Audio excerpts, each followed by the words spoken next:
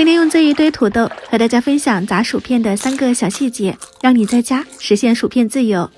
我这里准备了15斤土豆，1块钱1斤，特别实惠。选择个头大小一样、圆一点的，先用清水冲洗干净，再用刮刀把皮刮掉，尽量要泡在水中，避免氧化，像这样子就可以啦。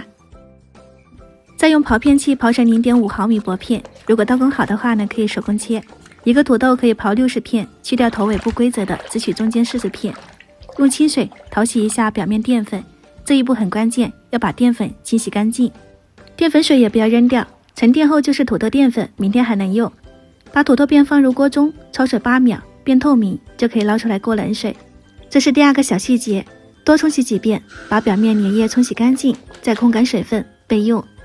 锅里倒入宽油，烧至5成热，筷子冒泡就可以丢进去，一次只下20-30片，不要下太多，全程中火，浮起来以后就不要随意翻动了，前2分钟把水分炸干，变硬定型后再次翻动，颜色微黄，有轻微小气泡就可以捞出来控油。